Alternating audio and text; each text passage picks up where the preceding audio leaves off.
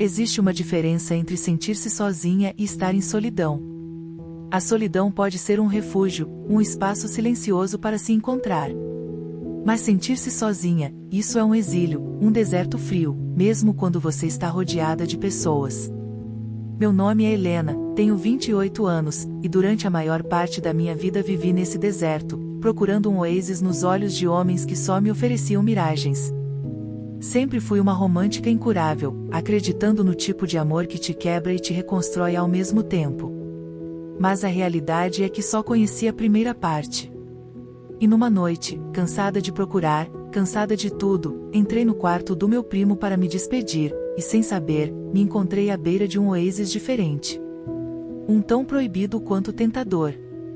Esta é uma história sobre as linhas que nunca pensamos cruzar, e sobre o que acontece quando duas almas perdidas se encontram no lugar errado, no momento perfeito.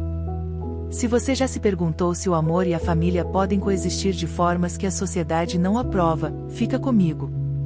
Clica no like, se inscreve no canal, porque a jornada que estamos prestes a começar é complicada, bonita e absolutamente inesquecível. Vou ser sincera com vocês. Aos 28 anos, meu currículo amoroso é um campo de batalha cheio de boas intenções e finais desastrosos. Sou uma mulher que ama o amor, ou pelo menos a ideia dele. Sempre fui romântica de coração, sonhando com aquele homem de novela que me faria apaixonar perdidamente, que me levaria para um futuro cheio de risadas, conversas madrugada adentro e promessas de para sempre. Mas a realidade foi muito mais cruel. Tive namorados, muitos, para ser honesta. Cada um começou com uma explosão de esperança, com borboletas no estômago e estrelas nos olhos. Me entregava completamente, corpo e alma, acreditando cegamente que desta vez seria diferente. Mas nenhum terminou em casamento, nem mesmo em algo que se aproximasse da eternidade.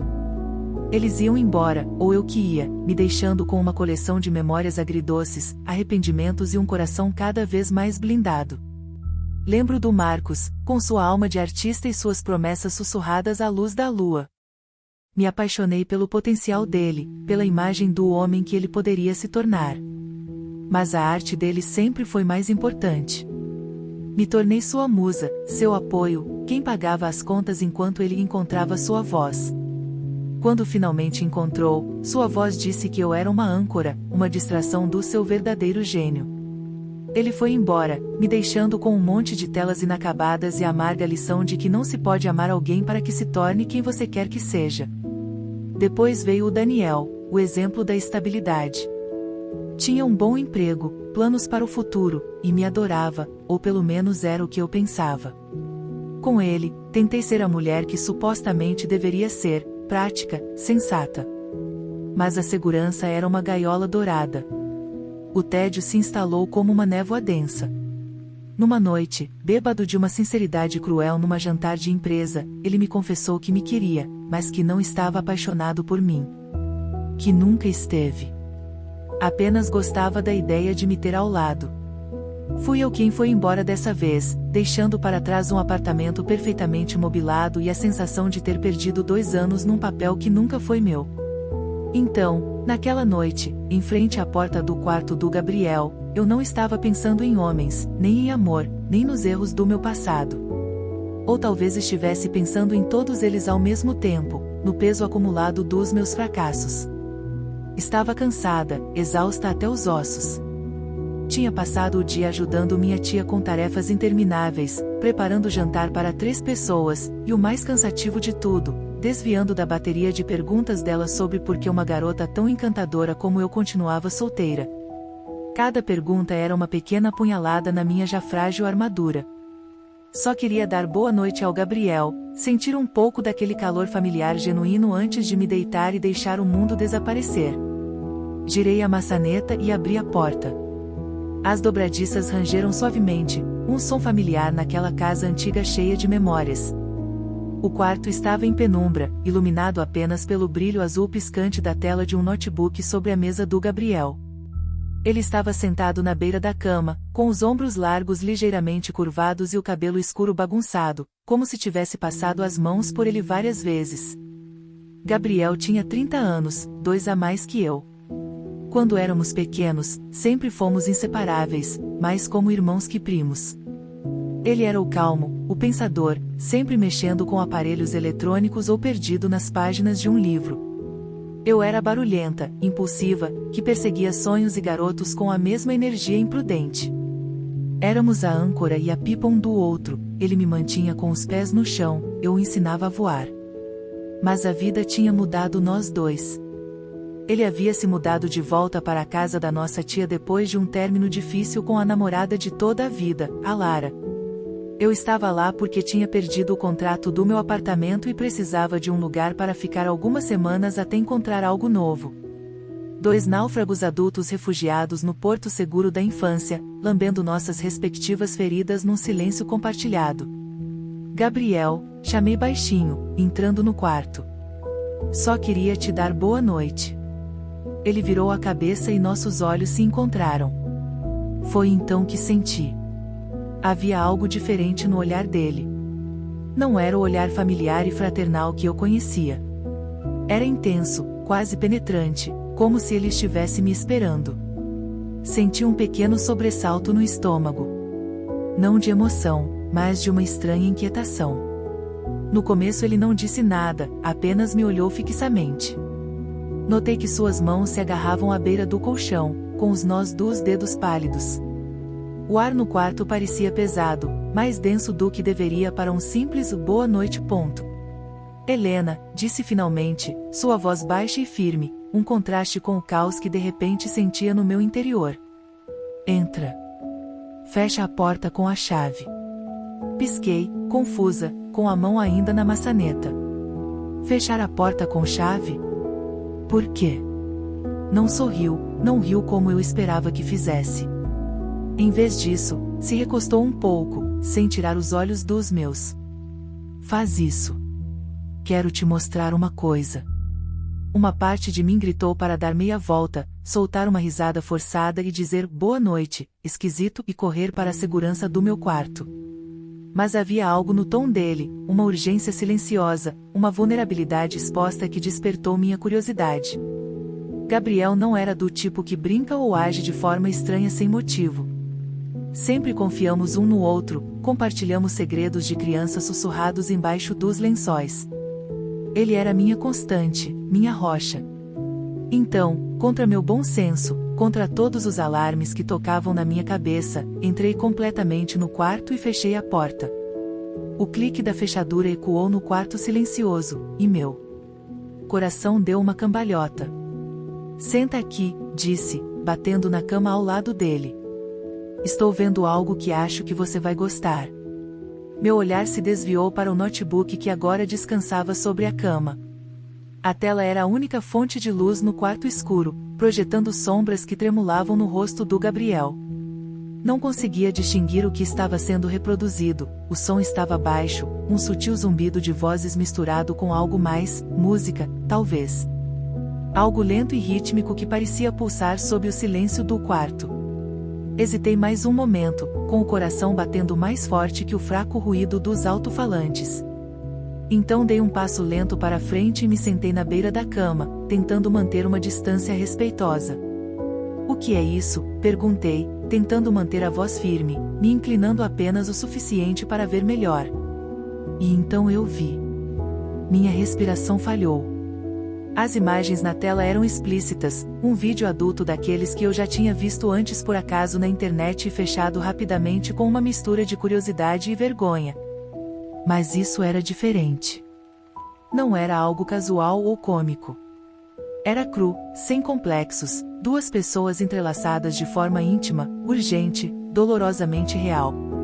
Gabriel, que diabos, por que você está vendo isso comigo aqui? Sua expressão não vacilou. Não havia rastro de vergonha nem atitude defensiva. Simplesmente girou um pouco a tela para que eu pudesse ver melhor. Olha, Helena, disse baixinho, sua voz uma carícia rouca na escuridão. É interessante. Fez uma pausa e quando voltou a falar, seu tom era mais sério, mais profundo. Tenho pensado muito ultimamente. Na vida, em nós. Já somos adultos, ambos passamos por coisas, desamores, erros. Talvez seja a hora de pararmos de fingir que ainda somos as crianças que construíam fortes com lençóis. Ele me contou sobre a Lara, sua ex-namorada. Me contou como ela havia reclamado que ele era previsível demais, seguro demais. Ela me disse que nosso amor parecia coisa de dois irmãos, disse Gabriel, e a ferida na voz dele era tão profunda que senti vontade de alcançá-lo e consolá-lo. Explorar, repeti, minha voz mal acima de um sussurro. O que você quer dizer com explorar? O que, exatamente? Ele se aproximou mais, e o roçar do joelho dele no meu me causou um arrepio que percorreu minha espinha. A proximidade casual foi elétrica. Te conheço, Helena, continuou, sua voz tecendo um feitiço ao meu redor. Você sempre foi aberta a coisas novas, teve seus relacionamentos, suas experiências, viveu. Eu nem sempre segui as regras. E me olha agora, quebrado e sozinho. Mas aqui estamos, ambos solteiros, ambos presos nesta casa silenciosa, ambos nos sentindo perdidos. Talvez devêssemos tentar algo diferente. Só uma vez, só para ver como é, minha mente girava num turbilhão de pânico e confusão. Gabriel, meu primo, meu confidente, a única constante no meu mundo caótico, estava me dizendo coisas que jamais imaginei. Isso não era só sobre assistir um vídeo. Era sobre cruzar uma linha invisível, uma que nenhum de nós dois tinha ousado reconhecer que existia. Queria rir, uma risada histérica. Queria dizer, você está louco, e bater a tela do notebook. Queria me refugiar na segurança do meu quarto e fingir que essa conversa nunca aconteceu. Mas as palavras engasgaram na minha garganta. E então, inexplicavelmente, meu corpo me traiu. Um calor floresceu no mais profundo do meu ser, uma faísca que estivera latente, apagada pela solidão e rotina. Gabriel, isso está errado, consegui dizer, minha voz um tremor. Somos família. Não podemos. Ele inclinou a cabeça, seu olhar suave mas decidido. Somos adultos, Helena. Fazemos nossas próprias regras. Ninguém precisa saber. Somos só nós aqui, agora. Sem pressão. Mas pensa nisso, ambos nos sentimos sozinhos, ambos nos entendemos de um jeito que ninguém mais entende. Por que não? Engolindo com dificuldade, mal ouvi minha própria voz quando sussurrei para o ar pesado e expectante, tá bom. As palavras saíram frágeis, um segredo deslizando entre lábios ressecados. Só uma vez. Mas ninguém pode saber. Jamais. E naquele instante, tudo mudou. Algo nos olhos dele se transformou, como uma tempestade que se acalma e dá lugar a um céu limpo. Nos aproximamos, não com urgência, mas com uma espécie de reverência, como se algo sagrado tivesse acabado de despertar entre nós. Como ímãs atraídos por uma força invisível, fomos incapazes de resistir. Sua mão procurou a minha, hesitante no começo, seus dedos roçando os meus como uma pergunta silenciosa. Não respondi com palavras, não precisava. Minha quietude foi a resposta. O espaço entre nós se espessou, brilhava como o calor que sobe do asfalto, como o ar antes de uma tempestade, carregado de coisas que nenhum de nós dois tinha ousado dizer em voz alta. Meu coração batia forte contra minha caixa torácica, selvagem e implacável. Tinha certeza de que ele podia sentir, ouvir, talvez até saborear no silêncio. Mas ainda assim não me afastei. Não queria. E então ele me beijou. Suavemente, com cuidado, como se eu fosse quebrar. O contato foi leve como uma pena no começo, tentativo, como uma pergunta sussurrada pedindo resposta. Mas uma vez que cruzamos aquela linha, uma vez que a conexão se estabeleceu, foi como se ambos tivéssemos sido arrastados por uma maré que não podíamos combater. Então, tão repentinamente quanto começou, terminou. O silêncio me envolveu como uma onda, denso, sufocante, mais pesado que antes. Meu corpo ainda tremia com um calor persistente na pele, mesmo quando um repentino arrepio de realidade me invadiu, agudo e implacável. Procurei o cobertor às cegas e o puxei até o queixo, me encolhendo como uma criança assustada. O peso do que tínhamos feito me atingiu como um tsunami. O que acabamos de fazer? Este era Gabriel, meu primo, minha família, meu sangue. Um veneno lento chamado vergonha começou a se infiltrar pelas minhas veias. Você está bem? Sua voz irrompeu na tempestade que rugia na minha cabeça, terna, mal um sussurro. Me virei para ele devagar. Eu não sei, sussurrei com a garganta seca. Sinto tudo ao mesmo tempo. Viva, desperta, mas também, mal. Tão mal, Gabriel, isso. Parei, lutando para respirar. Isso não pode acontecer de novo. Não está certo. Não importa como tenha sido. Simplesmente não está. Na manhã seguinte, evitei Gabriel. O café da manhã com minha tia foi uma tortura de normalidade forçada. Cada uma de suas perguntas alegres sobre meus planos era uma punhalada. Mas o encontro era inevitável. Nos cruzamos no corredor. Oi, disse baixinho. Precisamos conversar. Assenti com o coração apertado. Naquela tarde, nos sentamos na varanda dos fundos. O sol da tarde estava quente, mas eu sentia um frio glacial. Me desculpa, Helena, começou. Nunca quis te machucar nem te colocar nessa situação. Eu também sinto muito, respondi. Não sei no que estava pensando. Eu sei no que estava pensando, disse, me olhando diretamente. Estava pensando que você é a única pessoa no mundo que me entende. Que desde que a Lara me deixou, me sinto como um fantasma. E quando estou com você, me sinto real. E naquela noite cruzei uma linha porque estava desesperado para sentir alguma coisa, qualquer coisa. Suas palavras eram um espelho dos meus próprios sentimentos. Eu também me senti como um fantasma, Gabriel. Por anos, pulando de relacionamento em relacionamento, esperando que alguém me visse. Mas ninguém via. Só você. Não resolvemos nada naquele dia, como poderíamos? Mas conversamos de verdade sobre nossa solidão, nossos medos, nossa história compartilhada. Não voltamos a cruzar aquela linha física, mas a conexão emocional ficou mais forte, mais profunda, mais complicada. Semanas se passaram. Encontrei um apartamento, comecei a fazer as malas. Na noite antes de ir embora, Gabriel bateu na minha porta. Não quero que você vá, disse baixinho. Eu tenho que ir, respondi. Nós dois sabemos. Não podemos viver assim sob o mesmo teto, com esse segredo entre nós. Eu sei. Mas isso não significa que não dói. Ele se aproximou e me abraçou. Não foi um abraço sexual, mas de necessidade, de despedida, de uma tristeza compartilhada. Aconteça o que acontecer, Helena, você sempre será a pessoa que melhor me conhece. E você, a minha, sussurrei contra seu ombro, as lágrimas finalmente rolando pelas minhas bochechas. Fui embora no dia seguinte.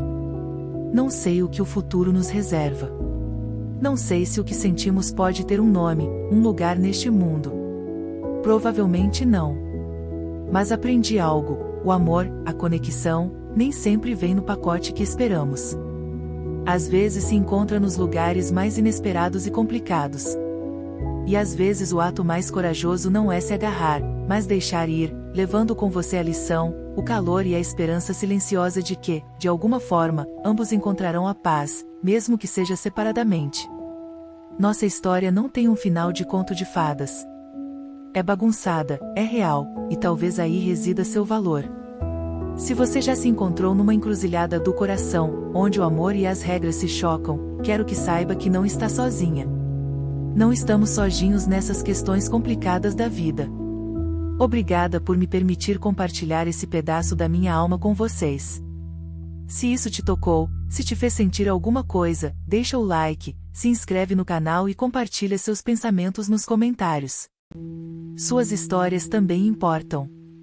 E me conta, o que vocês fariam numa situação assim? Quando a pessoa que melhor te conhece no mundo te oferece uma fuga da solidão, mas essa fuga quebra uma das regras mais fundamentais. A solidão justifica? Deixem seus pensamentos nos comentários. Até a próxima vez. E lembrem-se, às vezes as histórias mais complicadas são as que mais nos ensinam sobre nós. mesmos.